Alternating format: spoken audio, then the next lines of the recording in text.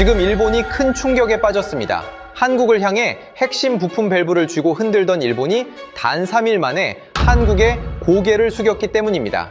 옛 영광에 취해 한국을 하청업체 취급하며 쥐고 흔들려던 일본. 자신들의 기술이 썩어가는 동안 전 세계 첨단 패권이 한국으로 완전히 넘어가는 것을 보며 극도의 공포를 느꼈던 거죠. 부품 출하를 막아버린 일본의 기습적인 횡포에 세계는 경악했고 글로벌 주요 언론들은 이번엔 한국이 버틸 수 없을 거라 확신했습니다. 하지만 바로 그때 믿을 수 없는 일이 벌어졌습니다. 한국은 타협 대신 48시간 최후 통첩을 보냈고 한국의 반격에 일본 제조업의 심장부가 순식간에 셧다운 되어버린 겁니다. 결국 오만방자했던 일본 수석 국장은 피눈물과 함께 한국의 고개를 숙였고 세계 시장에서 영구 퇴출당하는 최악의 굴욕을 맛보게 됐습니다. 도대체 무슨 일이 있었던 걸까요? 더 이상 함부로 건드릴 수 없는 대한민국의 압도적 위상. 지금 시작합니다. 전 세계 제조업 종주국 일본이 한낱 하청국가라 비웃던 한국 앞에 무릎을 꿇었습니다.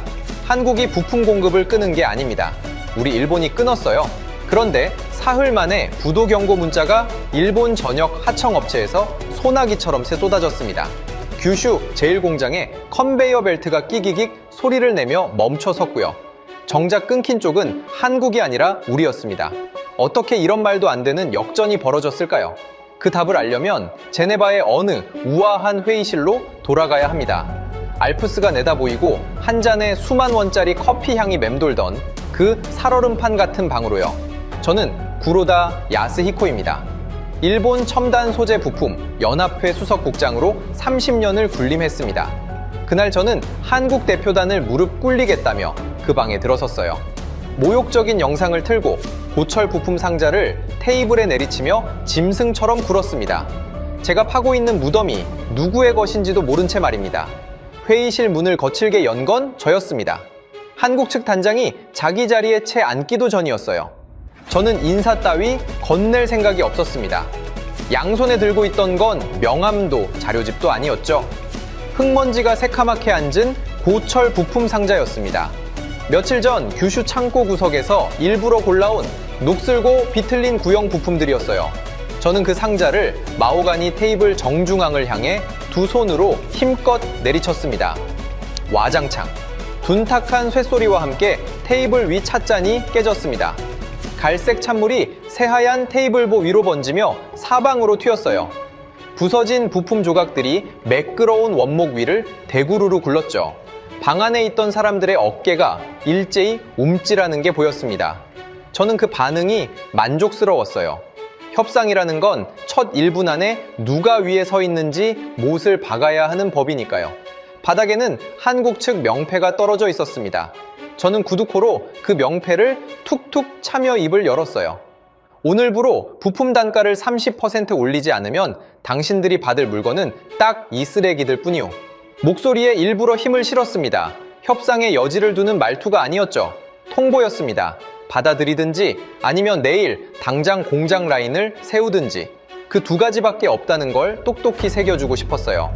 우리 부품 밸브 하나면 한국 산업망 전체를 48시간 안에 멈춰 세울 수 있다고 믿었으니까요. 뒤따라 들어온 하세가와가 사색이 된 얼굴로 제 정장 소매를 붙잡았습니다. 우리 연합회 수석 엔지니어였어요. 손톱 밑에 시커먼 기름때가 박힌 현장에서 구르는 진짜 기술자였죠. 국장님, 여기는 국제회의장입니다. 제발 참으십시오. 하세가와의 목소리는 가늘게 떨렸습니다. 며칠 밤을 사온 듯 와이셔츠가 후줄근하게 늘어나 있었고요. 저는 그 손을 매몰차게 뿌리쳤습니다. 그러고는 하세가와의 가슴팍을 밀어 벽 쪽으로 처박아 버렸어요. 등이 벽에 부딪히는 둔한 소리가 회의실에 울렸습니다. 명색이 국제회의장에서 벌어진 일이었지만 저는 조금도 부끄럽지 않았어요. 한국 놈들 앞에서 지켜야 할 체면 같은 건 애초에 없었으니까요. 하세가와가 며칠째 들고 다니던 수치 보고서가 마음에 걸리긴 했습니다.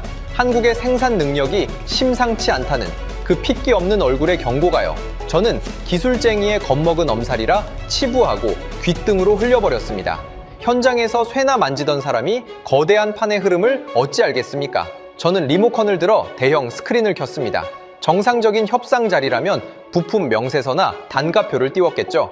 제 같은 건 전혀 다른 화면이었습니다. 1997년 한국이 나라째 부도가 나던 그 해의 뉴스 영상이었어요. 장롱 속 깊이 간직했던 결혼 반지와 갓난아이 돌반지를 들고 길게 줄을 선 사람들. 금부티를 내려놓으며 소리 없이 우는 늙은 어머니의 얼굴이 화면을 가득 채웠습니다. 화면을 보며 저는 코웃음을 쳤습니다. 저 가난하고 비참한 나라가 우리 부품 하나에 목숨을 거는 건 1997년이나 지금이나 다를 게 없다고 생각했어요. 우리가 밸브를 잠그는 순간 저 영상 속 풍경은 곧 한국의 현실로 다시 돌아오게 되어 있었습니다. 저는 그렇게 확신했습니다. 저는 다음 영상으로 넘겼습니다. 일본 공장 견학을 온 한국 엔지니어들이 우리 기술자에게 허리를 90도로 꺾으며 도면 한 장을 구걸하던 장면이었죠. 저는 그 화면을 손가락으로 가리키며 입꼬리를 끌어올렸습니다. 주인을 무는 개는 몽둥이가 약이지. 우리 부품 없으면 내일 당장 저 시절로 돌아갈 텐데 안 그렇소? 회의실 공기가 싸늘하게 얼어붙었습니다. 저는 그 침묵이 한국 측의 굴복이라고 읽었어요. 승리감이 명치 끝까지 차올랐습니다. 30년 전 우리 발밑에서 굽신거리던 나라가 지금도 결국 우리 손바닥 아니라는 걸 전 세계 앞에서 확인시켜주는 순간이라고 믿었죠. 테이블 끝에는 미국 빅테크 연합의 구매 책임자 로버트 헤이즈가 앉아 있었습니다. 철저하게 숫자와 이익만 좇는 냉혈한 자본가였어요. 제 천박한 영상이 흘러나오는 동안 헤이즈의 미간이 살짝 일그러지는 게 보였습니다. 저는 잠깐 신경이 쓰였지만 곧 마음을 놓았어요. 헤이즈는 결국 원천 기술을 쥔 쪽에 줄을 설 사람이었으니까요. 아니나 다를까 헤이즈는 제 횡포를 제지하지 않았습니다. 팔짱을 낀 채 한국이 무릎 꿇는 모습을 당연한 구경거리라도 되는 듯 지켜볼 뿐이었죠. 세계 최강 미국의 자본이 우리 뒤에 서 있는 한 한국이 발버둥 쳐봐야 손바닥 안의 일이라고 여겼습니다. 이제 한국 단장이 머리를 조아릴 차례였습니다. 저는 상석 의자에 몸을 깊이 기대고 만년필로 테이블을 툭툭 쳤어요. 그 사람의 무너지는 얼굴을 느긋하게 감상할 작정이었습니다. 그런데 이상했습니다. 한국 단장의 안면 근육은 0.1mm도 흔들리지 않았어요. 분노도 억울함도 두려움도 떠오르지 않았습니다. 얼굴에 튄 찬물을 옷소매로 무심하게 닦아낼 뿐이었죠. 칼같이 다려진 짙은 네이비 양복이었지만 자세히 보니 소매 끝이 묘하게 달아 있었습니다. 엘리트 사무실이 아니라 공장 바닥에서 굴러온 사람의 옷이었어요. 저는 그제야 그 사람의 이름을 떠올렸습니다. 송학수, 대한민국 산업통상자원부 글로벌 표준 전략단 단장. 제가 틀어놓은 그 굴욕의 영상 속에서 어쩌면 직접 돌반지를 팔았을지도 모르는 세대의 사람이었죠. 그런 영상을 코앞에서 보고도 눈썹 하나 까딱하지 않는다는 게 저는 어쩐지 등골이 서늘했습니다. 가슴 한구석이 까닭 모르게 답답해졌습니다. 저 태어남의 정체가 무엇인지 저는 도무지 짚을 수가 이제 없었어요. 그러는 사이 송학수 단장이 낡은 가죽 서류 가방의 버클을 찰칵 풀었습니다. 안에서 꺼낸 건 항복 문서도 단가 인상 수용안도 아니었어요. 대한민국 정부의 붉은 직인이 선명하게 찍힌 두툼한 서류 뭉치였습니다. 송학수는 그 서류를 깨진 부품 조각들과 쏟아진 찬물 위로 스윽 밀어 넣었습니다. 손끝 하나 떨리지 않았어요. 구로다 국장님, 송학수 단장이 처음으로 입을 열었습니다. 목소리는 낮고 건조했어요. 화를 내는 사람의 톤이 아니라 이미 결정된 사실을 통보하는 사람의 톤이었습니다. 그 낡은 추억팔이와 천박한 쇼가 끝났다면 이제 대한민국의 새로운 규칙을 집행하겠습니다. 저는 피식 웃었습니다. 새로운 규칙이라니. 부품 밸브 하나 우리 손에 없으면 깡통을 차야 하는 주제에 무슨 규칙을 집행한다는 건지 우스웠어요. 저는 서류를 들춰볼 생각조차 하지 않았습니다. 그런데 명치 끝까지 차올랐던 승리감이 어쩐지 슬며시 식어가는 게 느껴졌습니다. 송학수 단장은 저와 눈을 마주치지도 않았어요. 제 반응 따위 처음부터 안중에 없다는 듯 낡은 손목시계의 태엽을 치리릭 감고 있을 뿐이었죠. 분명 칼자루는 제 손에 쥐어 있었습니다. 우리 부품 밸브를 잠그면 한국 공장은 멈추게 되어 있었어요. 그런데 저 사람은 어째서 이토록 태어난 걸까요? 등 뒤로 식은땀 한 줄기가 천천히 흘러내렸습니다. 저는 그 불길한 감각을 애써 떨쳐냈습니다. 한국이 무슨 수를 쓴다 한들 우리 손에 없는 기술을 하루아침에 만들어낼 수는 없는 노릇이니까요. 적어도 그때까지 저는 그렇게 믿고 있었습니다. 제네바에서 도쿄로 돌아온 그날 밤, 저는 도쿄 긴자의 어느 요정으로 불려갔습니다. 마스야마 의원이 저를 호출한 거였어요. 경제산업성의 마쿠 실세, 일본 제조업의 진짜 주인이라 불리는 노인이었습니다. 미다디 문을 열고 들어서자 한 잔에 100만 원이 넘는 프리미엄 사케 향이 코끝을 적셨어요. 양옆으로는 게이샤들이 다소곳이 앉아 잔을 채웠고, 노인은 고풍스러운 대나무 부채를 탁탁 접었다 펴고 있었습니다. 그 부채질 소리가 묘하게 신경을 긁었어요. 저는 무릎을 꿇고 앉아 노인의 다음 말을 기다렸습니다. 구로다 국장, 건방진 한국 놈들이 어디서 도장 찍힌 종이 쪼가리를 들이밀어. 저는 제네바에서 받은 그 붉은직인 서류를 떠올렸습니다. 들춰보지도 않고 가방에 처박아 둔 종이였죠. 솔직히 그 순간까지도 저는 그 문서를 한국의 마지막 발악 정도로만 여기고 있었어요. 마스야마 의원의 입꼬리가 비틀렸습니다. 숨통이 끊어질 때까지 규슈 공장 밸브를 용접해버려. 한국 놈들이 무릎 꿇고 기어올 때까지 말이야. 우리가 부품 하나만 잠그면 저 나라는 1997년으로 돌아가게 돼 있어. 사케잔을 비우는 노인의 손등에는 검버섯이 가득했습니다. 저는 깊이 고개를 숙였어요. 명령이 떨어진 이상 망설일 이유가 없었습니다. 한국은 우리 부품 없이는 사흘도 못 버티는 나라였으니까요. 적어도 그날 밤에 저는 그 사실을 조금도 의심하지 않았습니다. 노인의 확신이 곧 제 확신이었고, 그 확신은 30년 동안 단 한 번도 틀린 적이 없었죠. 요정을 나서자마자 저는 직통 전화 한 통을 돌렸습니다. 한국으로 출항할 준비를 마치고 항구에 대기하던 우리 화물선 수십 척, 그 뱃머리를 전부 돌리라는 한마디였죠. 제 입에서 명령이 떨어진 지 2시간 만에 오사카 항구로 배들이 줄줄이 되돌아왔습니다. 거대한 컨테이너선들이 일제히 뱃머리를 돌리는 그 광경은 마치 제 손가락 하나에 세상이 움직이는 듯한 착각을 안겼어요. 한국 산업의 동맥을 제 손으로 틀어막은 겁니다. 저는 위성 화면을 지켜보며 입꼬리를 올렸습니다. 이제 한국은 멈출 수밖에 없었어요. 저들의 공장에서 비명이 터져 나오는 건 시간 문제라고 저는 그렇게 믿었습니다. 그런데 정작 비명을 지른 건 우리 쪽이었습니다. 새벽녘의 규슈 제1공장의 시바타 공장장이 전화를 걸어왔어요.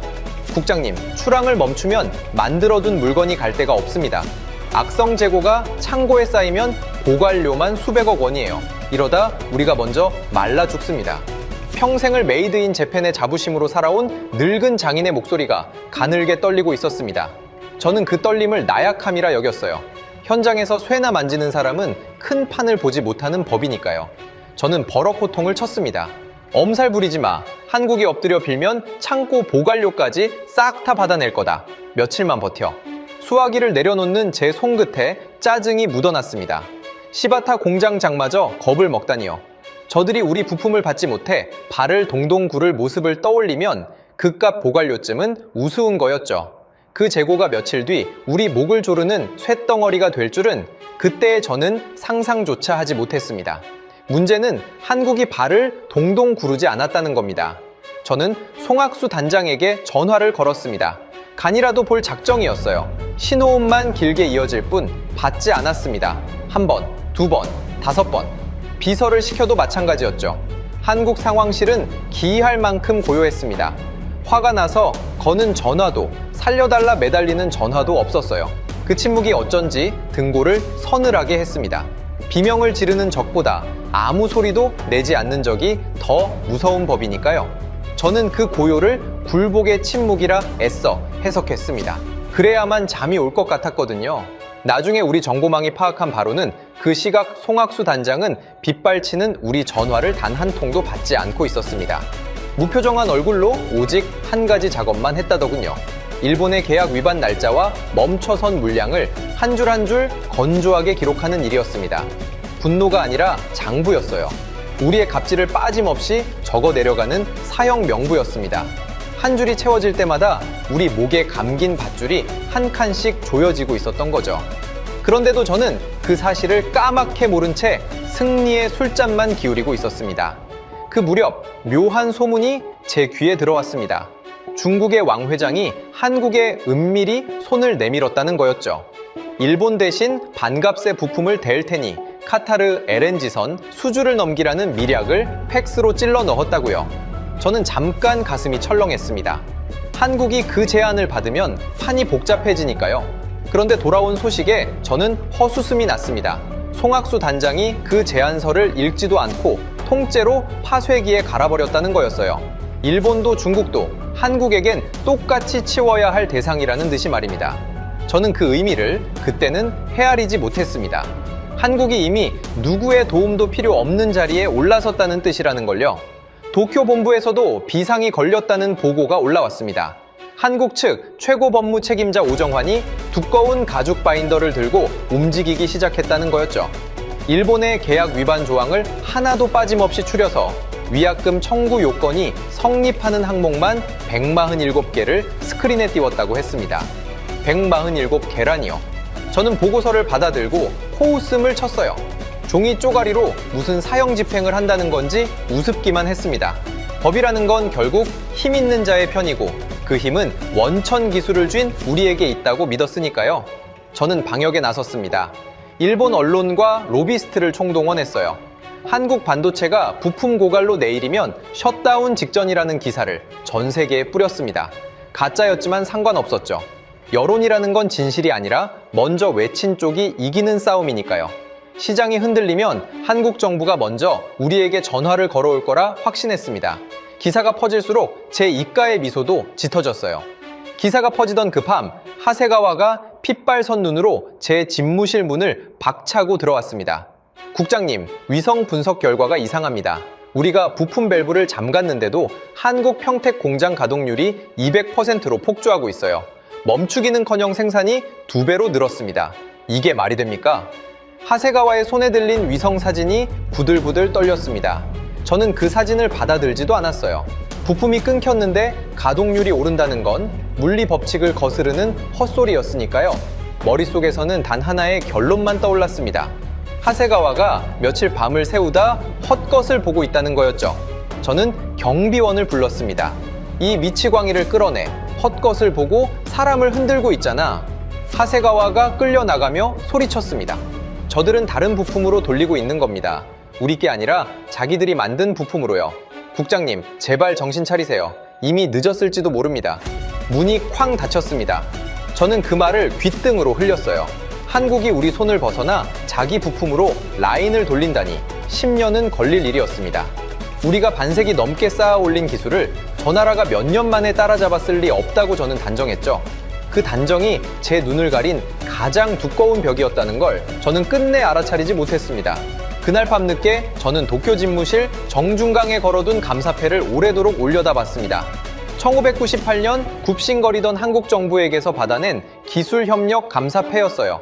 매일 아침 비서를 시켜 광을 내게 하던 전리품이었죠. 저는 그 앞에서 흔들리던 마음을 다잡았습니다. 한국은 영원히 저 감사패 속의 한국일 뿐이라고요. 번쩍이는 금빛을 바라보고 있으면 가슴 한구석을 긁던 불안이 거짓말처럼 가라앉는 듯 했습니다. 그 위안이 얼마나 부질없는 것이었는지는 한참 뒤에야 뼈에 새기게 됐습니다. 일본의 계약 위반 시간이 정확히 48시간을 넘기던 순간이었습니다. 제 책상 위 팩스기가 갑자기 윙 소리를 내며 돌아가기 시작했어요. 한국 상황실에서 송악수 단장이 마우스를 클릭한 그 한 번에 붉은 글씨가 박힌 최후 통첩 문서가 종이로 뱉어져 나오고 있었습니다. 저는 그 붉은 글자를 천천히 내려다봤습니다. 종이를 뱉어내는 팩스기의 기계음이 어쩐지 제 심장 박동보다 빠르게 느껴졌어요. 손끝이 차갑게 식어가는 걸 저는 애써 모른 척했습니다. 다시 제네바였습니다. 저는 승리를 100% 확신하고 있었어요. 회의실 상석에 다리를 꼬고 앉아 카메라맨 둘을 미리 불러 회의실 구석에 세워뒀습니다. 한국 대표단이 무릎을 꿇고 들어오는 굴욕적인 장면을 똑똑히 찍어둘 작정이었죠. 그 사진 한 장이면 전 세계 앞에서 일본의 위상을 다시 못 박을 수 있었으니까요. 저는 만년필로 테이블을 툭툭 치며 그 순간을 기다렸습니다. 마호가니 테이블 위로 스위스산 커피 향이 은은하게 맴돌았고 창밖으로는 알프스가 평화롭게 빛나고 있었어요. 48시간을 부품 없이 버텼을 한국이 이제 백기를 들고 기어들어올 시간이었습니다. 저는 그 우아한 공기 속에서 마지막 한 수까지 완벽하게 이겼다고 믿었습니다. 30년이었습니다. 제가 이 바닥에서 군림한 세월이요. 그 긴 시간 동안 한국은 늘 우리 뒤를 따라오는 2등 국가였습니다. 우리가 단가를 부르면 부르는 대로 받았고 우리가 도면을 던져주면 머리를 조아리며 받아갔죠. 1997년 그 겨울 돈이 없어 나라가 통째로 흔들리던 그 모습을 저는 똑똑히 기억하고 있었습니다. 한 세대가 지났다고 그 본질이 바뀔 리 없다고 저는 확신했어요. 회의실 의자에 몸을 깊이 묻은 채 저는 오늘도 똑같은 결말을 보게 될 거라 믿어 의심치 않았습니다. 회의실 문이 열렸습니다. 그런데 들어선 두 사람의 걸음걸이에는 한치의 흐트러짐도 없었어요. 낡은 양복 차림의 송학수 단장, 그 옆에 금태 안경을 번뜩이는 오정환 법무 책임자였습니다. 두 사람의 얼굴은 얼음장 같았죠. 무릎을 꿇으러 온 사람의 표정이 아니었습니다. 무너지기 직전의 패자라면 응당 떠올렸어야 할 두려움도 분노도 거기엔 없었어요. 저는 잠깐 멈칫했지만 곧 비웃음으로 그 불안을 덮었습니다. 항복 문서는 가져왔나? 도장 찍을 인주가 없으면 내 걸 빌려주지. 송학수 단장은 제게 시선조차 주지 않았습니다. 묵묵히 제 맞은편에 앉아 낡은 가죽 가방을 테이블 위에 올려놓을 뿐이었죠. 그 무심함이 오히려 제 신경을 긁었어요. 적어도 패배자라면 승자의 눈치를 봐야 마땅한데 송학수 단장은 저를 아예 안중에도 두지 않았으니까요. 저는 그 태도를 마지막 자존심이라고 해석했습니다. 곧 무너질 자가 부리는 헛된 옥이라고요. 카메라맨들이 셔터를 누를 준비를 했습니다. 저는 입꼬리를 끌어올렸어요. 드디어 그 순간이 온 거였습니다. 송학수 단장이 가방에서 서류 한 장을 꺼내 제 찻잔 옆에 내려놨습니다. 저는 그것을 집어들었어요. 30% 인상 수용안이겠거니 했습니다. 사과문일 수도 있었죠. 그런데 종이 맨 위에 박힌 붉은 직인을 본 순간 제 손가락이 멈칫했습니다. 대한민국 정부의 직인이 찍힌 그 문서의 제목은 인상 수용안도 사과문도 아니었어요. 일본의 자격 박탈 경고장이었습니다. 무릎을 꿇어야 할 쪽이 우리라는 무자비한 역제안이었죠. 종이를 쥔 손에 식은땀이 배어났습니다. 오정환 법무 책임자가 안경을 가운데 손가락으로 치켜 올렸습니다.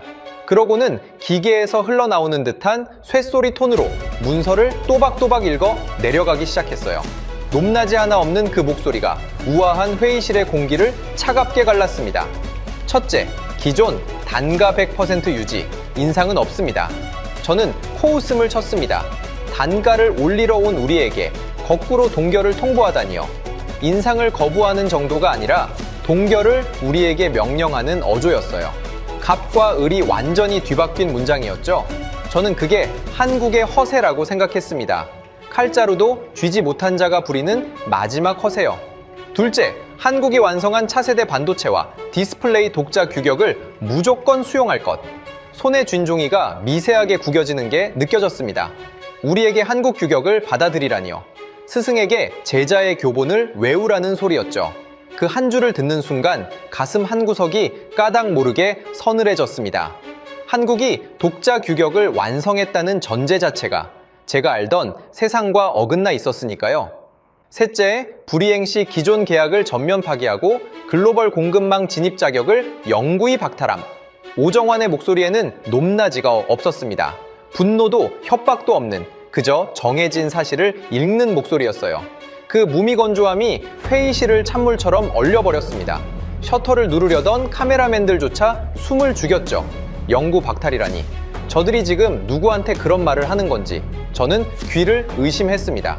세계 제조업의 스승인 일본을 공급망에서 영원히 쫓아내겠다는 거였으니까요. 그런데도 제 머릿속에서는 단 하나의 계산만 돌아갔습니다. 저들이 우리 부품 없이 사흘을 버틸 리 없다는 계산이었죠. 그 계산이 맞다면 이 종이는 그저 허풍에 불과했습니다. 저는 그 믿음을 붙들고 가까스로 평정을 유지했어요. 회의실 안에는 우리 일본 측 실무진 몇 명도 배석해 있었습니다. 저는 그들의 표정을 슬쩍 살폈어요. 누구 하나 저와 눈을 맞추지 못했습니다.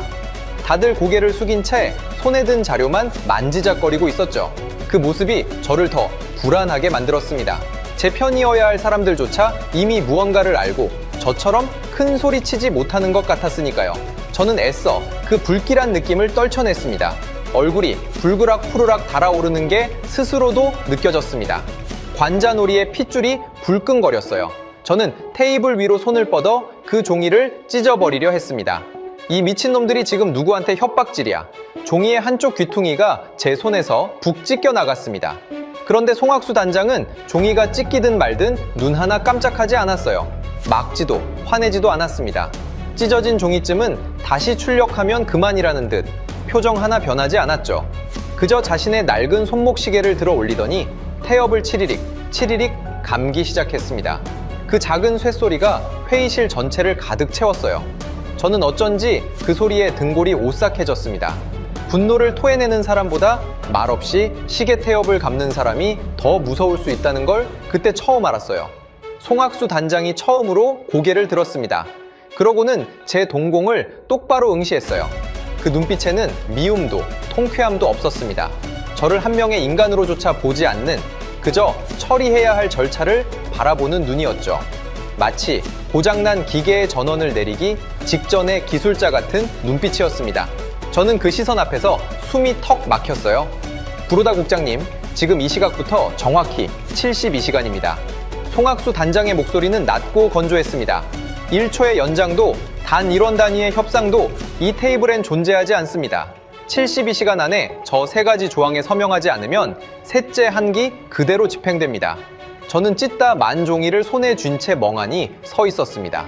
협박이라기엔 너무 차분했고 엄포라기엔 너무 구체적이었어요. 손목시계 태엽 감는 소리가 아직도 귓가에 맴돌았습니다. 카운트다운이 시작된 거였어요. 저는 그제야 깨달았습니다. 저들은 협상을 하러 온 게 아니라 시간을 통보하러 온 거였습니다. 협상이라면 밀고 당기는 흥정이 있어야 하는데 송학수 단장의 입에서 나온 건 흥정이 아니라 판결이었으니까요. 제 손바닥에 땀이 흥건하게 배어났어요. 승리를 확신하며 불러세운 카메라맨들이 이제 제 굳어가는 얼굴을 향해 셔터를 누르고 있었습니다. 한국의 굴욕을 찍겠다고 부른 카메라가 거꾸로 제 패배의 첫 표정을 담고 있었던 거죠. 저는 그 사실조차 알아차리지 못한 채 째깍거리는 시계 소리만 듣고 있었습니다. 문이 닫히고 나서야 저는 제가 한 번도 그 서류의 마지막 장을 넘겨보지 않았다는 걸 깨달았어요. 거기 어떤 독소 조항이 숨어 있는지 저는 보려 하지도 않았습니다. 승리에 취한 자에게 적의 칼날은 보이지 않는 법이니까요. 그 72시간이 한국에게 떨어진 마지막 유해가 아니라 우리에게 내려진 사형 선고의 카운트다운이라는 걸 저는 그 순간까지도 몰랐습니다. 째깍, 째깍. 그 소리는 도쿄로 돌아가는 비행기 안에서도 끝내 멈추지 않았어요. 창밖으로 멀어지는 제네바의 불빛을 내려다보며 저는 자꾸만 그 서류의 둘째 조항을 곱씹었습니다. 한국이 완성한 차세대 독자 규격. 만약 그 한 줄이 허세가 아니라 사실이라면 어떻게 되는 걸까요?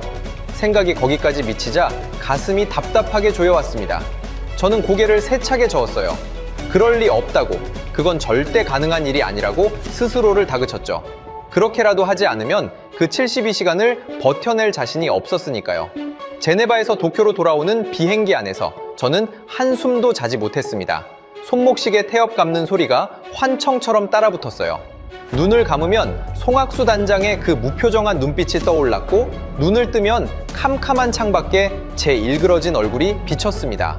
집무실에 들어서자마자 저는 맞춤 정장의 넥타이를 거칠게 뜯어냈어요. 책상 위 서류들을 손에 잡히는 대로 집어 던졌죠. 몽블랑 만년필이 벽에 부딪혀 푸른 잉크를 흩뿌렸습니다. 72시간, 그 숫자가 제 목을 천천히 조여왔어요. 저는 그 공포를 인정할 수 없었습니다. 인정하는 순간 30년의 자존심이 통째로 무너질 테니까요. 집무실 정면에는 늘 그래왔듯 그 감사패가 번쩍이고 있었습니다. 1998년에 받아낸 전리품이었죠. 저는 그 앞에 서서 거친 숨을 골랐어요. 저 패가 증명하듯 한국은 영원히 우리 아래에 있어야 했습니다. 그 믿음만이 무너지는 저를 지탱하는 유일한 기둥이었어요. 저는 떨리는 손으로 넥타이를 다시 고쳐 맸습니다. 저는 시바타 공장장에게 전화를 걸었습니다. 창고 구석에 처박아둔 불량 재고 있지. C급 박스만 새로 갈아 끼워서 당장 한국으로 출항시켜. 겉만 멀쩡하면 돼. 시간을 벌어야 한다고. 수화기 너머로 시바타 공장장이 머뭇거리는 게 느껴졌습니다. 국장님, 그건 명백한 계약 위반입니다. 메이드 인 재팬의 이름에 먹칠하는 짓이에요. 들키면 우리만 더 곤란해집니다. 안 들켜. 한국 놈들 검수 능력으로 그걸 어떻게 잡아내. 시키는 대로 해. 저는 늙은 장인의 양심 따위를 들어줄 여유가 없었습니다. 한국이 검수해서 그 분량을 잡아낼 거라고는 꿈에도 생각하지 않았어요. 평생 우리 부품을 받아쓰기만 하던 나라가 무슨 수로 박스 속을 꿰뚫어 보겠습니까? 저는 전화를 끊고 다음 수를 두었습니다. 일본 언론과 로비스트를 미국 실리콘밸리로 풀었어요. 한국의 억지 규격이 글로벌 정보기술 시장의 질서를 망치고 있다는 흑색 선전을 미국 기업들의 귀 속에 집요하게 흘려넣었습니다. 미국이 등을 돌리면 한국은 고립될 수밖에 없었으니까요. 판을 흔들 칼자루는 아직 제 손에 있다고 저는 믿고 싶었습니다. 가장 확실한 펜은 로버트 헤이즈였습니다. 미국 빅테크의 구매를 한 손에 쥔 사내였죠. 저는 헤이즈에게 긴급 화상 회의를 걸었습니다. 헤이즈 책임자 일본산 부품 단가를 70% 후려쳐서 드리겠습니다. 거의 공짜나 다름없어요. 한국을 버리고 우리와 다시 갑시다. 옛 정도 있지 않습니까?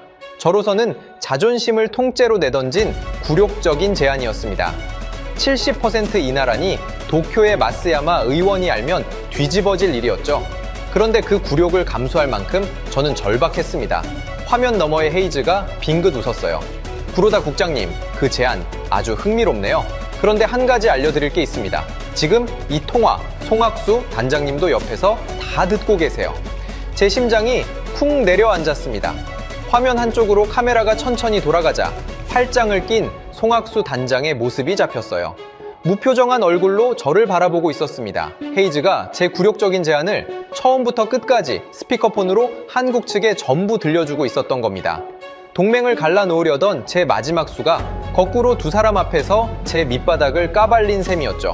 저는 입을 떼지 못했습니다. 헤이즈가 콧방귀를 뀌며 통화를 끊어버렸어요. 화면이 까맣게 꺼지고 일그러진 제 얼굴만 그 어둠 위에 비쳤습니다. 저는 한참을 그 검은 화면만 노려봤어요. 실리콘밸리에 뿌린 흑색 선전도 소용이 없었습니다. 미국 기술자들은 이미 한국산 차세대 규격을 손에 들고 시험을 마친 뒤였으니까요. 거짓 기사 몇 줄로 뒤집기엔 너무 많은 사람이 이미 진실을 알고 있었습니다. 제가 뿌린 거짓말은 부메랑처럼 돌아와 일본이 얼마나 다급한지를 온 세상에 광고하는 꼴이 되어버렸어요. 저는 그제야 제가 헛발질을 하고 있다는 걸 어렴풋이 느꼈습니다. 엎친 데 덮친 격이었습니다. 부산항으로 보낸 박스갈이 화물선들이 통째로 되돌아왔다는 보고가 올라왔어요. 마쓰야마 의원의 입김으로 겨우 밀어넣은 배들이었습니다. 그런데 한국 해경과 세관은 구두에 하여 크레인을 아예 내리지도 않았다더군요. 신규 규격에 미달한다는 이유 하나로 배들을 받아 위에서 그대로 돌려보낸 겁니다. 박스만 갈아 끼운 그 얕은 속임수를 저들은 배가 항구에 닿기도 전에 알아챘어요. 도대체 어떻게 알았는지 저는 등줄기가 서늘해졌습니다. 마치 우리의 모든 수를 미리 읽고 길목마다 그물을 쳐둔 것 같았으니까요. 그날 밤 마쓰야마 의원이 집무실로 들이닥쳤습니다. 노인의 얼굴이 분노로 시뻘겋게 일그러져 있었어요. 도대체 일을 어떻게 처리하는 거야? 배가 돌아와 헤이즈가 등을 돌려 네가 사고를 친 거잖아, 내 놈이. 마쓰야마 의원이 묵직한 크리스털 잿더리를 집어 제 얼굴을 향해 던졌습니다. 관자놀이가 화끈거렸어요. 뜨거운 게 흘러 손등으로 닦으니 피었습니다. 저는 아무 말도 하지 못했어요. 며칠 전까지만 해도 제게 한국의 숨통을 끊으라 명하던 노인이 이제 모든 화살을 제게 돌리고 있었으니까요. 저는 그 순간 어렴풋이 느꼈습니다. 일이 잘못되면 이 노인은 가장 먼저 저를 버릴 거라는 걸요. 피가 흐르는 관자놀이를 손수건으로 누르며 저는 텅 빈 집무실에 홀로 앉아 있었습니다. 창밖으로 도쿄의 불빛이 평소처럼 화려하게 반짝였어요. 그런데 그 불빛 하나하나가 곧 꺼질 운명이라는 걸 그때 저는 알지 못했습니다.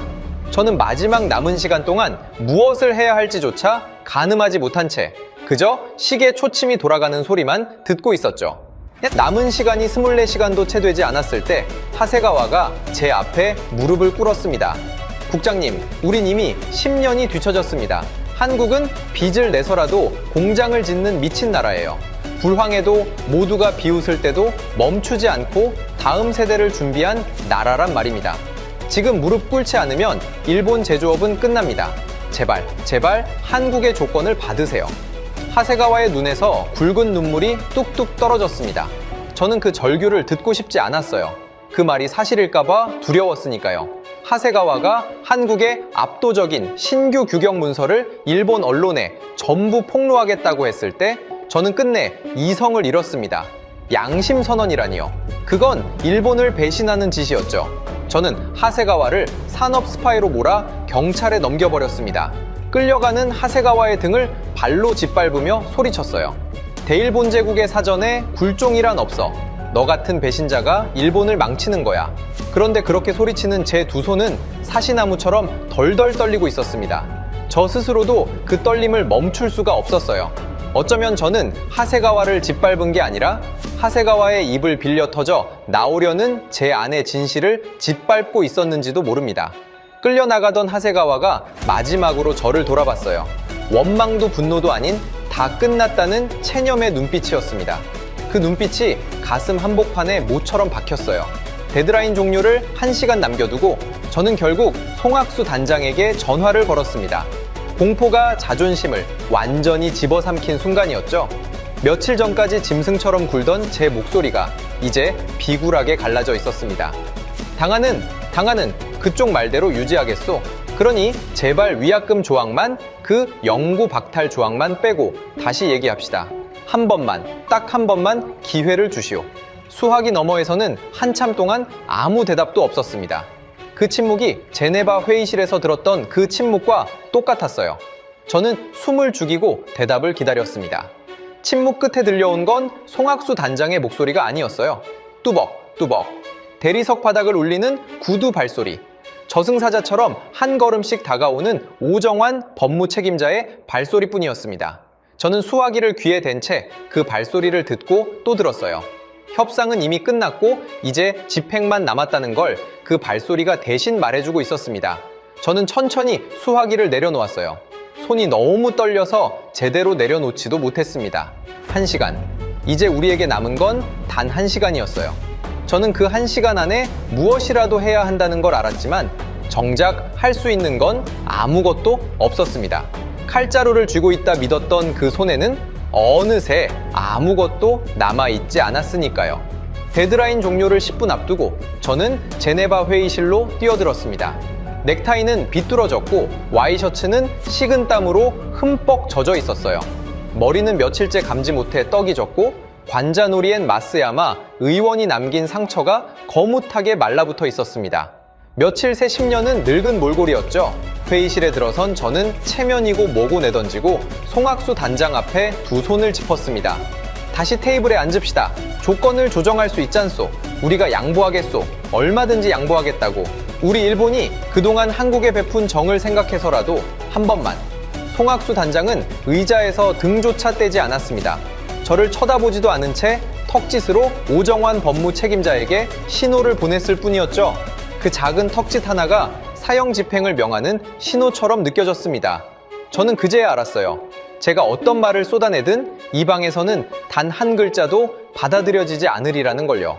무릎이라도 꿇고 싶었습니다.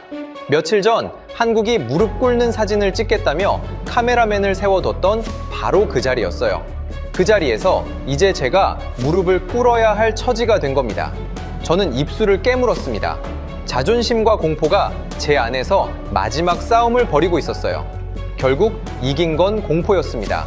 오정환이 두꺼운 가죽 바인더의 지퍼를 찍 열었습니다. 그 안에서 계약서 원본을 꺼내 촤르륵 길게 펼쳐내렸어요. 형광펜으로 거미줄처럼 밑줄이 그어진 종이였습니다. 한 줄 한 줄이 전부 우리를 겨눈 칼날 같았죠. 저는 마지막 패를 꺼냈습니다. 그게 제게 남은 단 하나의 무기였으니까요. 좋소. 계약을 깨겠다면 그렇게 해. 그런데 계약을 일방적으로 파기하면 위약금은 그쪽이 물어야 할 거요.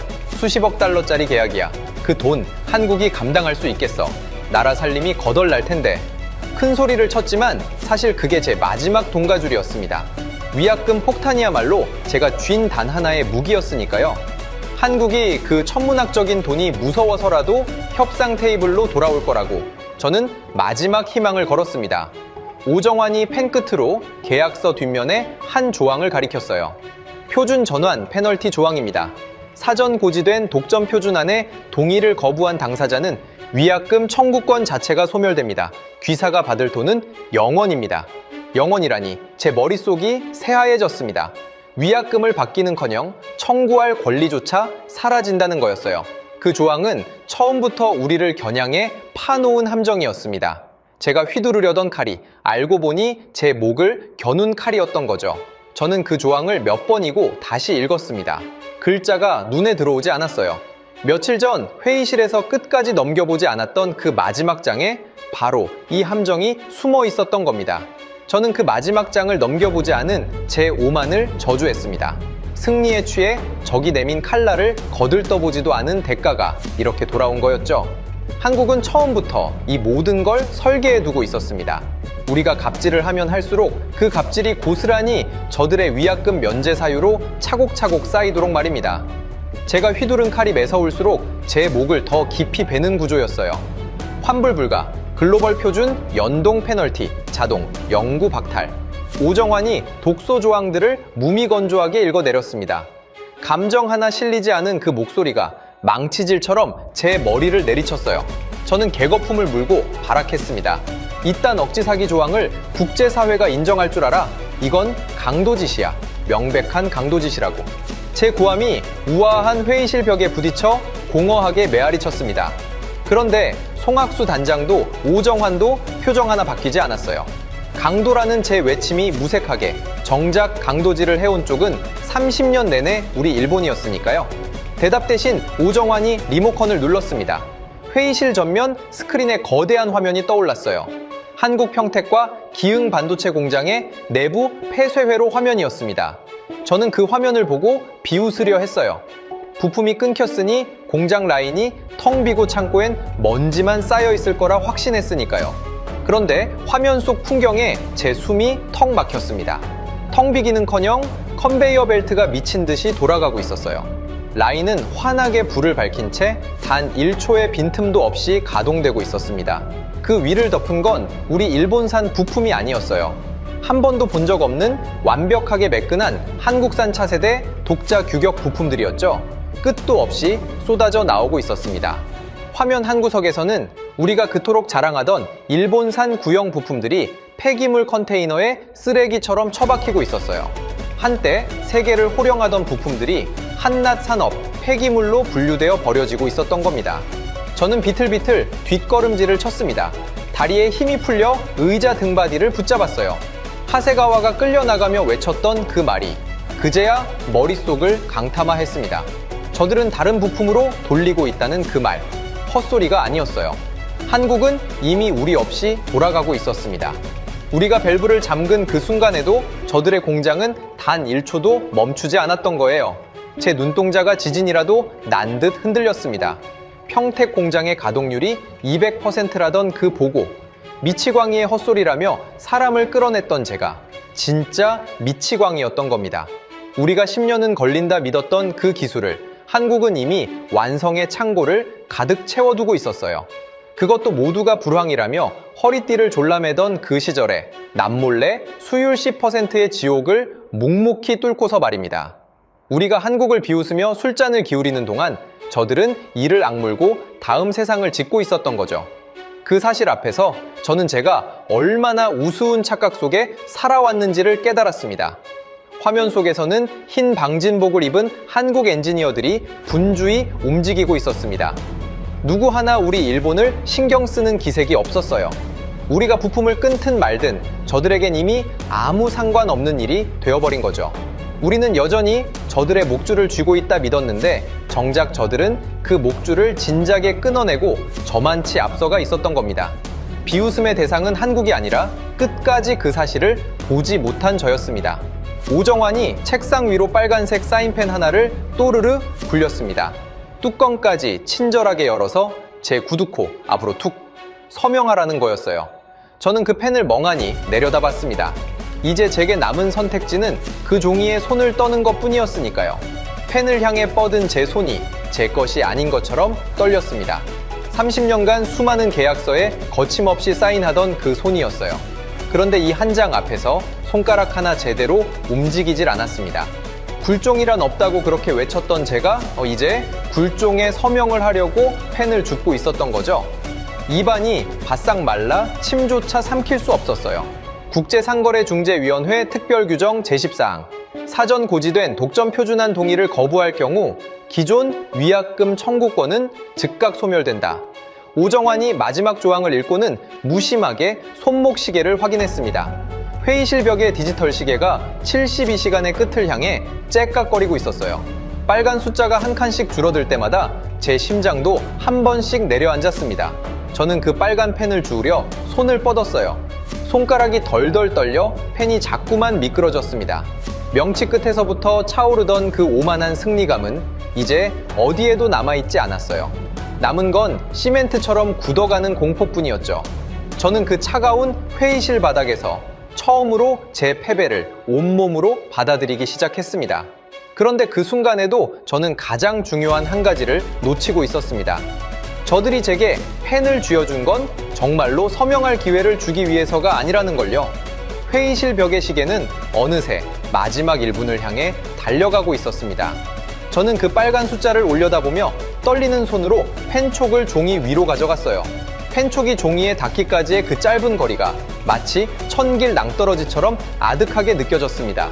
이마에서 흘러내린 땀 한 방울이 계약서 위로 툭 떨어져 번졌어요. 저는 그제야 제 평생의 오만이 어디서부터 잘못됐는지를 뼛속 깊이 되짚고 있었습니다. 벽면의 디지털 시계가 0, 0, 0을 가리켰습니다. 72시간이 완벽하게 끝나는 순간 회의실에 섬뜩한 알람이 울렸어요. 저는 그 빨간 펜을 손에 쥐고 있었습니다. 서명을 하려 했죠. 단가를 원래대로 돌리겠다고, 한국 규격을 받아들이겠다고, 무릎이라도 꿇겠다고요. 그런데 이미 늦었습니다. 1분의 1초도 저들은 봐줄 생각이 없었으니까요. 시계가 0을 가리키는 그 순간 협상의 문은 영원히 닫혀버렸습니다. 그 며칠간 제가 부린 갑질의 무게가 그 세 자리 0의 숫자 위로 고스란히 내려앉았어요. 고철 부품 상자를 내리치던 손, 돌반지 영상을 틀던 손가락, 하세가와를 짓밟던 발, 그 모든 오만의 순간들이 이제 청구서가 되어 돌아오려는 참이었습니다. 저는 직감했어요.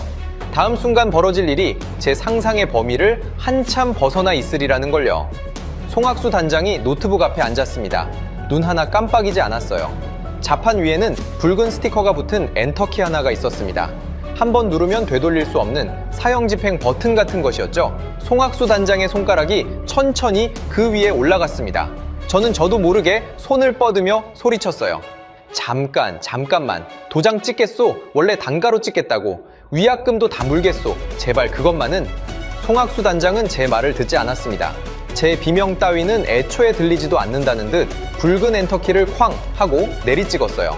그 둔탁한 소리가 제 귀에는 단두대가 떨어지는 소리처럼 들렸습니다. 그 소리와 함께 30년간 제가 쌓아 올린 모든 것이 와르르 무너지기 시작했어요. 저는 손을 뻗은 자세 그대로 얼어붙었습니다.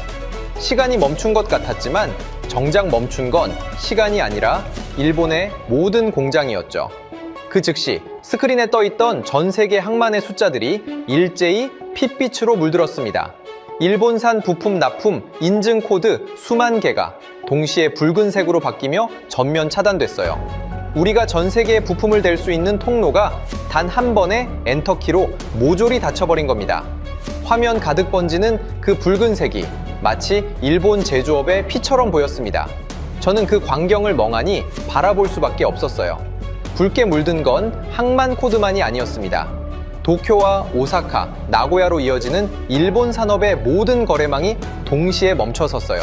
부품을 실어 나르던 트럭들이 고속도로 위에서 행선지를 잃었고 주문서들이 허공에서 증발했습니다.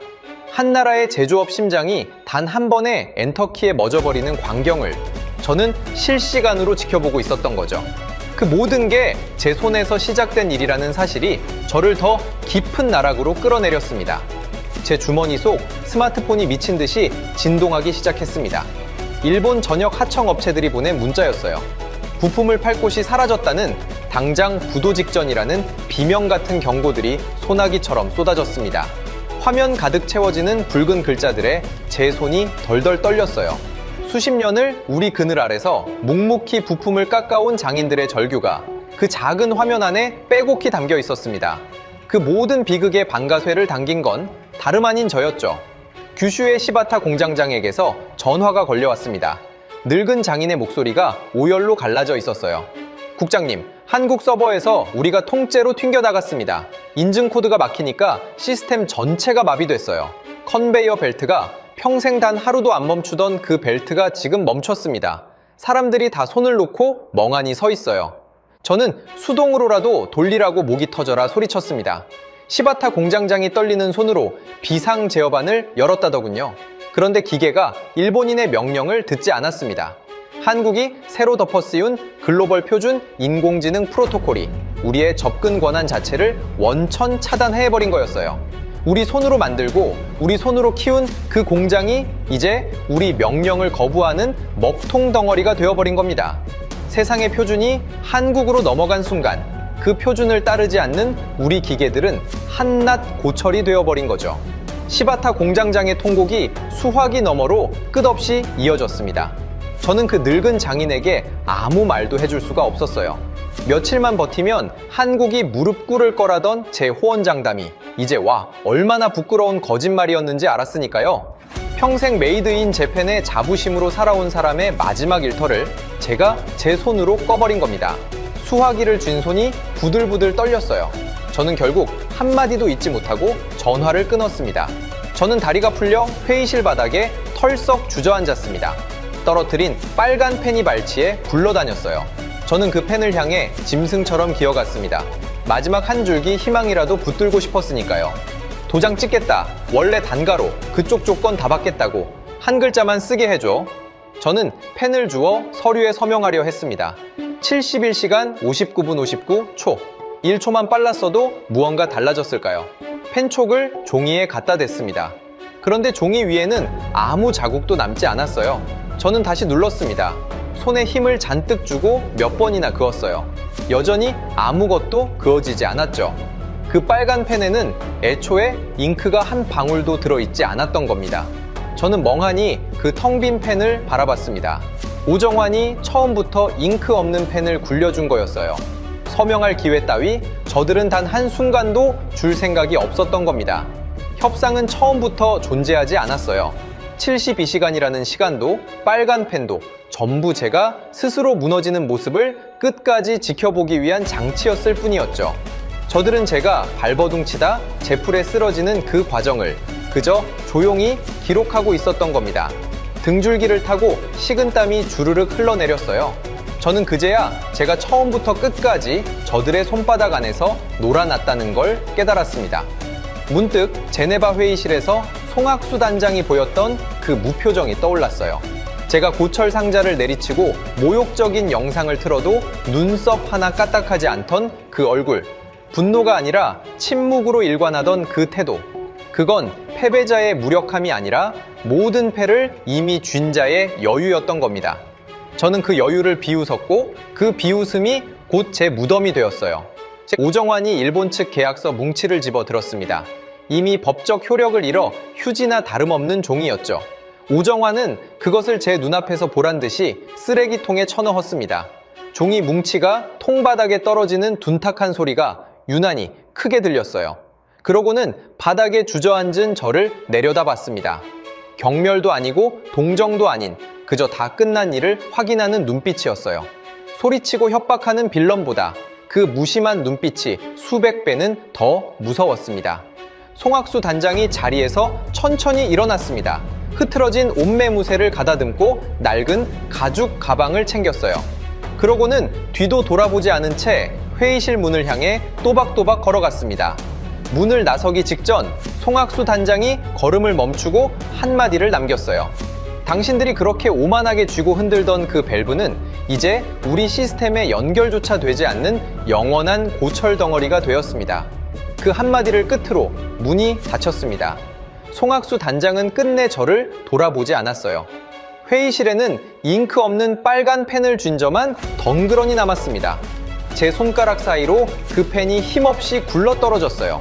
텅 빈 회의실 안에 제 거친 숨소리만 메아리처럼 울렸습니다. 창밖의 알프스는 며칠 전과 똑같이 평화롭게 빛나고 있었는데 그 사이 제 세상은 통째로 무너져 내린 뒤였죠. 저는 한참을 그 자리에서 일어나지 못했습니다.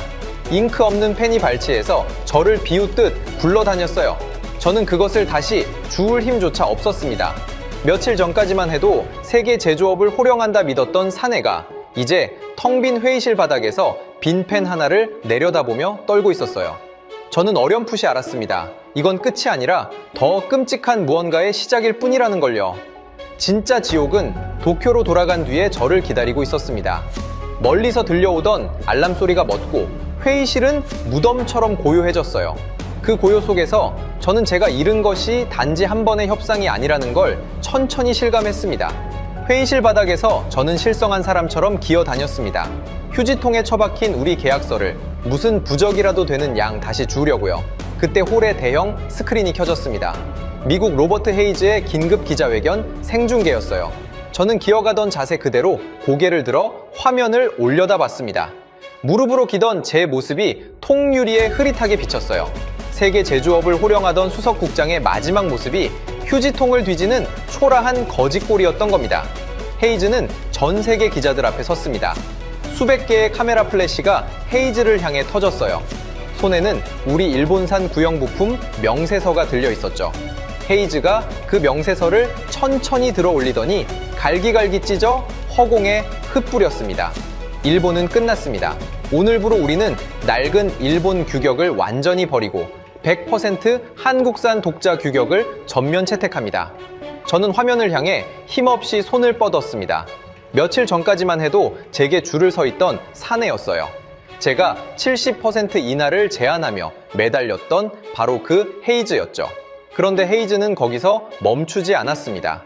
도쿄 한복판에 있던 자기네 아시아 디스플레이 연구소의 통제권마저 한국 엔지니어들의 손에 통째로 넘겨버렸어요. 일본의 심장부에 한국의 깃발을 꽂은 셈이었죠. 저는 헛숨을 들이켰습니다. 자본은 전기 없었어요. 어제의 주인을 오늘 가차없이 버리고 더 강한 자에게 달라붙는 게 자본의 생리였으니까요. 불과 며칠 전까지 저는 그 생리를 누구보다 잘 안다고 자부했습니다. 그런 확신 하나로 헤이즈가 끝까지 우리 편일 거라 믿어 의심치 않았죠. 그런데 그 생리는 더 강한 자가 우리가 아니라 한국이라는 사실 앞에서 잔인하게 작동했습니다. 강자에게 붙는 게 자본이라면 이제 그 강자는 한국이었던 거예요. 저는 그 단순한 진실을 너무 늦게 깨달았습니다. 화면이 카타르로 넘어갔습니다. 카타르 국영 방송에서 알타니 국왕이 중국 조선소의 덤핑 입찰서를 손끝으로 집어 휴지통에 던지고 있었어요. 저딴 고철배에 내 나라의 귀한 가스를 실을 수는 없지. 알타니 국왕은 중국 배들을 패선 처리해버렸습니다. 헐값이라는 그 입찰서조차 거들떠보지 않았어요. 대신 한국의 17만 4천 큐빅급 액화천연가스 운반선 98척을 독점 계약했습니다. 거기서 그치지 않았어요. 그 한국 규격을 아예 자국 항만의 법으로 못 박아버렸습니다. 이제 카타르에 가스를 실어 나르려면 한국 규격의 배가 아니면 항구에 댈 수조차 없게 된 거였죠. 한 나라의 법이 통째로 한국 기준에 맞춰 다시 쓰이는 광경을 저는 만견히 바라봤습니다. 중국의 헐값 공세도 일본의 압박도 한국의 기술 앞에서는 아무 의미가 없었어요. 가격이 아니라 규격을 쥔 자가 세상을 지배한다는 걸 카타르 국왕은 정확히 알고 있었습니다. 한국은 단순히 배를 파는 게 아니라 세상이 따라야 할 새로운 표준을 팔고 있었던 거죠. 저는 그제야 송학수 단장이 말한 새로운 규칙의 진짜 의미를 이해했습니다. 화면 한쪽에는 도쿄 시부야의 모습이 잡혔습니다. 분노한 일본 극우들이 거대한 전광판 아래 모여 한국 제품 불매 운동을 목청껏 외치고 있었어요. 저는 그 광경에 한 가닥 희망을 걸었습니다. 우리 국민들이 들고 일어선다면 무언가 달라질지도 모른다고요. 그런데 자세히 보니 그만 헛웃음이 나왔습니다. 그 불매 소식을 퍼나르고 결제하는 젊은이들의 스마트폰. 그 화면에 떠 있는 건 한국이 만든 세로 스크롤 웹툰 플랫폼이었어요. 산업뿐 아니라 문화마저 우리는 한국에 완전히 잠식당해 있었던 겁니다. 한국을 욕하는 손가락마저 한국이 만든 앱 위에서 움직이고 있었으니까요. 그 모순이 우리 일본의 처지를 가장 정확하게 보여주고 있었습니다. 우리는 한국을 천박한 후발주자라 비웃어 왔어요. 그런데 어느새 그 후발주자가 우리 젊은이들이 매일 손에 쥐고 사는 일상의 표준이 되어 있었습니다. 산업의 목줄을 쥐었다고 믿었던 우리가 정작 문화의 안방까지 통째로 내준 줄도 모르고 있었던 거죠. 그 사실이 제 마지막 자존심마저 짓밟았어요. 블룸버그의 수석 분석가 조나단 거가 쓴 기사가 뉴욕 증시 메인 전광판을 도배했습니다. 한국 첨단 산업 관련 주가 차트가 끝도 없이 치솟으며 붉은 불기둥을 뿜어 올렸어요. 호랑이 입에 스스로 머리를 들이민 일본 덕분에 이제 세계 산업의 모든 규칙이 한국으로 완벽히 옮겨갔다는 내용이었습니다. 낡고 오만한 일본의 규격이 비집고 들어갈 틈새는 이제 지구상 어디에도 남아있지 않았어요. 우리가 한국을 무너뜨리려 휘두른 칼이 거꾸로 한국을 세계의 정점에 올려놓는 사다리가 되어버린 겁니다. 도쿄에서는 마스야마 의원이 식은땀을 닦으며 카메라 앞에 섰습니다. 경제산업성 홈페이지에 제 해임 통보서를 올리면서요. 그 옆에는 한국의 선처를 호소하는 비굴한 성명서가 함께 붙었습니다. 모든 책임을 저 구로다한 개인의 끔찍한 일탈로 떠넘기는 글이었어요. 가장 먼저 제 등을 떠밀어 한국의 숨통을 끊으라던 그 노인이 가장 먼저 제 목을 잘라 도망친 겁니다. 토사구팽이란 말이 이토록 차갑게 들어맞을 줄은 몰랐어요. 그 생방송이 흘러나오는 도중에도 도쿄 증시에서는 외국인 자본 수십조 원이 한꺼번에 빠져나가는 폭락 차트가 화면을 시뻘겋게 뒤덮었습니다. 일본의 한 시대가 제 눈앞에서 그렇게 저물어가고 있었습니다. 저는 해임 통보서에 박힌 제 이름을 멍하니 바라봤어요. 30년을 바쳐 충성한 조국이 위기의 순간에 가장 먼저 내던진 건 다름 아닌 저였습니다. 한때 한국을 향해 던졌던 그 잔인한 칼날이 이제 제 조국의 손에 들려 제 등을 겨누고 있었어요. 저는 누구를 원망해야 할지조차 알 수 없었습니다. 모든 게 제가 자초한 일이었으니까요. 풀려난 하세가와가 텅 빈 사무실에서 짐을 챙기고 있다는 소식이 들려왔습니다. 산업 스파이로 몰려 끌려갔던 그 진짜 기술자였죠. 저들의 압도적인 실력을 가장 먼저 알아보고 가장 먼저 무릎 꿇자고 절규했던 사람이었습니다. 하세가와가 허탈하게 웃으며 이런 말을 남겼다더군요. 저들은 4개월 먼저 다음 버전을 깔아두고 우리가 스스로 목을 매달기만을 조용히 기다렸던 겁니다. 우린 처음부터 저들의 손바닥 위에 있었어요. 하세가와의 그 말이 텅 빈 사무실에 오래도록 울렸다고 합니다. 가장 먼저 진실을 외친 사람을 스파이로 몰아 짓밟은 제가 이제 가장 비참한 패배자가 되어 있었어요. 규슈와 오사카, 나고야를 잇는 일본 첨단 제조업의 심장부. 그 거대한 공장 라인들이 도미노처럼 차례로 굉음을 멈추고 하나씩 암흑 속으로 꺼져갔습니다. 불빛이 꺼질 때마다 평생을 그곳에서 일한 늙은 장인들의 한숨도 함께 꺼졌어요. 100년을 이어온 일본 제조업의 불빛이 단 사흘 만에 어둠 속으로 사그라지고 있었던 겁니다. 제가 잠그라 명령한 그 밸브 하나가 결국 일본 전체의 불을 끈 스위치였던 셈입니다. 한국의 시간을 멈추려던 손이 일본의 시간을 영원히 멈춰버린 거죠. 회의실 문이 다시 열렸습니다. 로버트 헤이즈가 들어왔어요. 헤이즈는 바닥에 엎드린 저를 길바닥에 벌레라도 보듯 무심히 지나쳤습니다. 그러고는 송학수 단장에게 곧장 다가가 허리를 90도로 깍듯하게 굽혀 악수를 청했어요. 30년 전 우리 일본 앞에서 한국 엔지니어들이 도면 한 장을 구걸하며 굽혔던 바로 그 각도였습니다. 이제 세계 최강 미국이 그 똑같은 각도로 한국 앞에 허리를 숙이고 있었어요. 제가 제네바 회의실에서 비웃으며 틀었던 그 굴욕의 영상이 이제 제 눈앞에서 정확히 뒤집혀 재생되고 있었던 겁니다. 저는 차가운 바닥에 엎드린 채 그 광경을 멍하니 올려다볼 수밖에 없었습니다. 손가락 하나 까딱할 힘조차 남아있지 않았어요. 두 사람이 맞잡은 손 위로 회의실 천장의 조명이 환하게 쏟아졌습니다. 그 빛은 송학수 단장과 헤이즈를 환히 비추었고 바닥에 엎드린 제게는 길고 검은 그림자만 드리웠어요. 저는 그 그림자 속에서 한 시대가 완전히 끝나고 새로운 시대가 열리는 소리를 들었습니다. 그 새로운 세상에 저와 일본이 설 자리는 어디에도 없었어요. 회의실을 나서는 송학수 단장의 등 뒤로 문이 닫혔고 저는 그 닫힌 문을 향해 끝내 아무 말도 내뱉지 못했습니다. 그저 차갑게 식은 대리석 바닥에 이마를 댄 채 오래도록 엎드려 있을 뿐이었어요. 헤이즈는 전 세계 기자들 앞에 섰습니다. 수백 개의 카메라 플래시가 헤이즈를 향해 터졌어요. 손에는 우리 일본산 구형 부품 명세서가 들려 있었죠. 헤이즈가 그 명세서를 천천히 들어 올리더니 갈기갈기 찢어 허공에 흩뿌렸습니다. 일본은 끝났습니다. 오늘부로 우리는 낡은 일본 규격을 완전히 버리고 100% 한국산 독자 규격을 전면 채택합니다. 저는 화면을 향해 힘없이 손을 뻗었습니다. 며칠 전까지만 해도 제게 줄을 서 있던 사내였어요. 제가 70% 인하를 제안하며 매달렸던 바로 그 헤이즈였죠. 그런데 헤이즈는 거기서 멈추지 않았습니다. 도쿄 한복판에 있던 자기네 아시아 디스플레이 연구소의 통제권마저 한국 엔지니어들의 손에 통째로 넘겨버렸어요. 일본의 심장부에 한국의 깃발을 꽂은 셈이었죠. 저는 헛숨을 들이켰습니다. 자본은 전기 없었어요. 어제의 주인을 오늘 가차없이 버리고 더 강한 자에게 달라붙는 게 자본의 생리였으니까요. 불과 며칠 전까지 저는 그 생리를 누구보다 잘 안다고 자부했습니다. 그런 확신 하나로 헤이즈가 끝까지 우리 편일 거라 믿어 의심치 않았죠. 그런데 그 생리는 더 강한 자가 우리가 아니라 한국이라는 사실 앞에서 잔인하게 작동했습니다. 강자에게 붙는 게 자본이라면 이제 그 강자는 한국이었던 거예요. 저는 그 단순한 진실을 너무 늦게 깨달았습니다.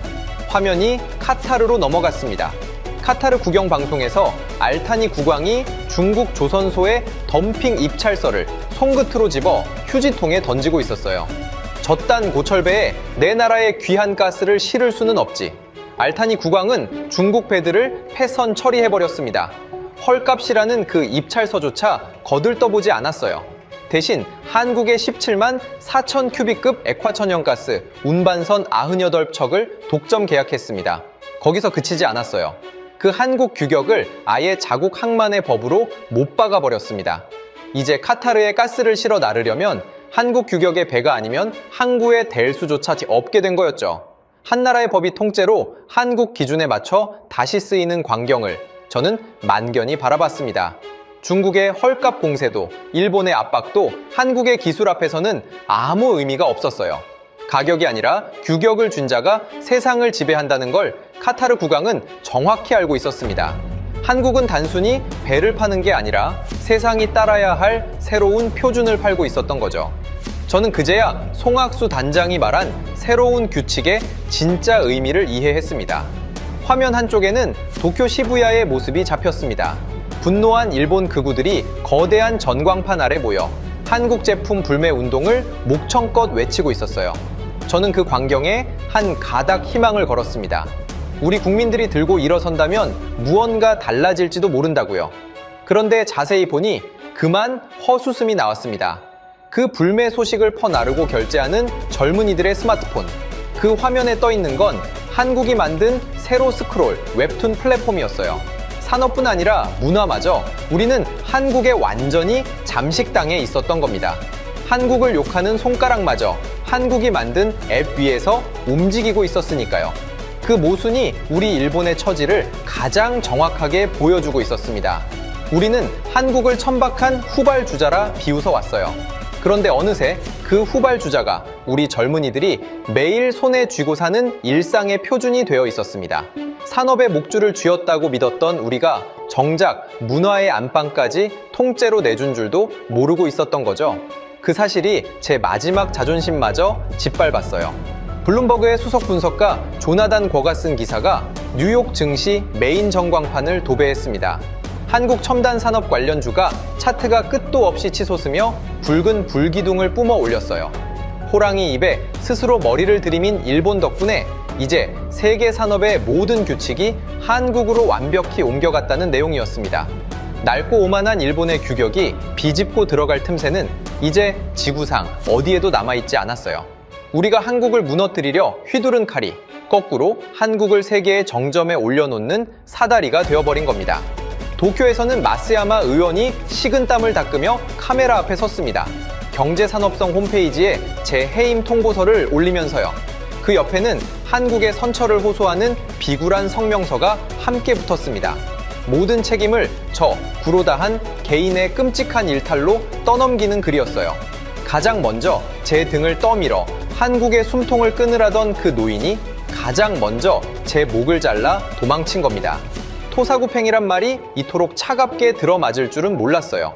그 생방송이 흘러나오는 도중에도 도쿄 증시에서는 외국인 자본 수십조 원이 한꺼번에 빠져나가는 폭락 차트가 화면을 시뻘겋게 뒤덮었습니다. 일본의 한 시대가 제 눈앞에서 그렇게 저물어가고 있었습니다. 저는 해임 통보서에 박힌 제 이름을 멍하니 바라봤어요. 30년을 바쳐 충성한 조국이 위기의 순간에 가장 먼저 내던진 건 다름 아닌 저였습니다. 한때 한국을 향해 던졌던 그 잔인한 칼날이 이제 제 조국의 손에 들려 제 등을 겨누고 있었어요. 저는 누구를 원망해야 할지조차 알 수 없었습니다. 모든 게 제가 자초한 일이었으니까요. 풀려난 하세가와가 텅 빈 사무실에서 짐을 챙기고 있다는 소식이 들려왔습니다. 산업 스파이로 몰려 끌려갔던 그 진짜 기술자였죠. 저들의 압도적인 실력을 가장 먼저 알아보고 가장 먼저 무릎 꿇차고 절규했던 사람이었습니다. 하세가와가 허탈하게 웃으며 이런 말을 남겼다더군요. 저들은 4개월 먼저 다음 버전을 깔아두고 우리가 스스로 목을 매달기만을 조용히 기다렸던 겁니다. 우린 처음부터 저들의 손바닥 위에 있었어요. 하세가와의 그 말이 텅 빈 사무실에 오래도록 울렸다고 합니다. 가장 먼저 진실을 외친 사람을 스파이로 몰아 짓밟은 제가 이제 가장 비참한 패배자가 되어 있었어요. 규슈와 오사카, 나고야를 잇는 일본 첨단 제조업의 심장부.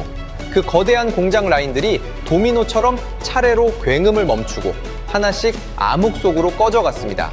불빛이 꺼질 때마다 평생을 그곳에서 일한 늙은 장인들의 한숨도 함께 꺼졌어요. 100년을 이어온 일본 제조업의 불빛이 단 사흘 만에 어둠 속으로 사그라지고 있었던 겁니다.